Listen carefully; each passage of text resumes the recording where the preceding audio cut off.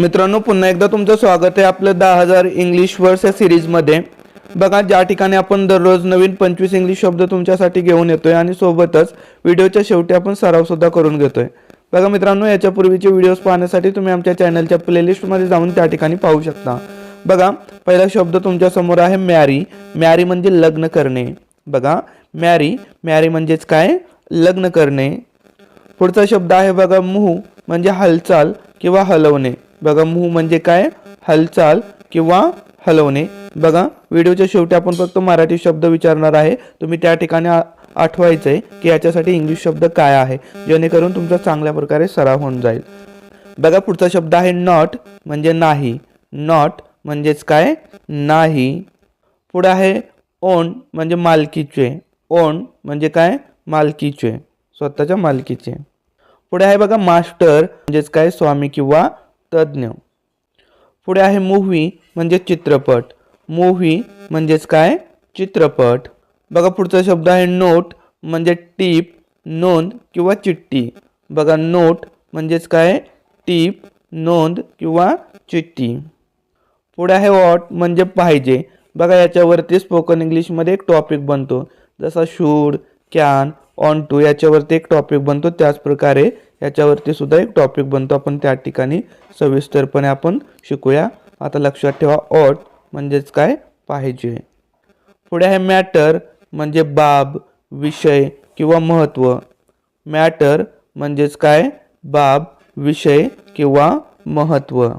पुढे आहे बघा मिसेस, म्हणजे श्रीमती. मिसेस म्हणजेच काय? श्रीमती. पुढे आहे नथिंग, म्हणजे काहीच नाही. नथिंग म्हणजे काय? काहीच नाही. पुढे आहे आउट, म्हणजे बाहेर. आउट म्हणजेच काय? बाहेर. पुढे आहे मे, म्हणजे शक्य किंवा मे महिना. बघा, मे शक्यता दाखवण्यासाठी वापर होतो, तसंच मे महिना याची स्पेलिंग सुद्धा अशा प्रकारे आहे. पुढे आहे मच, म्हणजे खूप किंवा जास्त.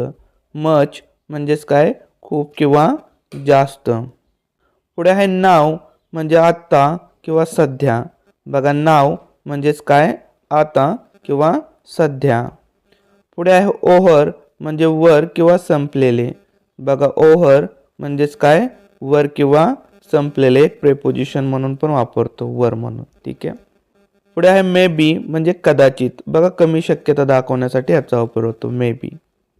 पुढे आहे मम, म्हणजे आई. मम म्हणजेच काय? आई, मम्मी असं पण म्हटलं जातं. ठीक आहे. पुढे आहे नंबर, म्हणजे क्रमांक किंवा संख्या. नंबर म्हणजेच काय? क्रमांक किंवा संख्या. पुढे आहे ओन, म्हणजे स्वतःचे. ओन म्हणजेच काय? स्वतःचे. पुढचा शब्द आहे मील, म्हणजे जेवण. मील म्हणजेच काय? जेवण. पुढे आहे म्युझिक, म्हणजे संगीत. म्युझिक म्हणजेच काय? संगीत. पुढे आहे नर्स. बघा, स्पेलिंग लक्षात ठेवा, या ठिकाणी ई असं शेवटी आहे. ठीक आहे.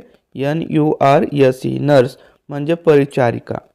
नर्स म्हणजेच काय? परिचारिका. स्पेलिंग NURSE असे आहे.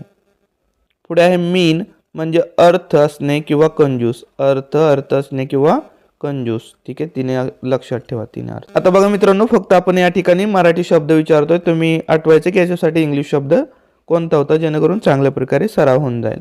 लग्न करणे, हालचाल किंवा हलवणे, नाही, मालकीचे, स्वामी किंवा तज्ञ, चित्रपट, टीप, नोंद किंवा चिठ्ठी, पाहिजे, बाब, विषय किंवा महत्त्व, श्रीमती, काहीच नाही, बाहेर, शक्य किंवा मे महिना, खूप किंवा जास्त, आता किंवा सध्या, वर किंवा संपलेले, कदाचित, आई, क्रमांक किंवा संख्या, स्वतःचे, जेवण, परिचारिका, मालकीचे, अर्थ किंवा कंजूस. तर अशा प्रकारे मित्रांनो 25 शब्द आपण पाहिलेले आहेत. ठीक आहे. तर व्हिडिओ आवडल्यास लाईक करा, मित्रांमध्ये शेअर करा. Thanks for watching.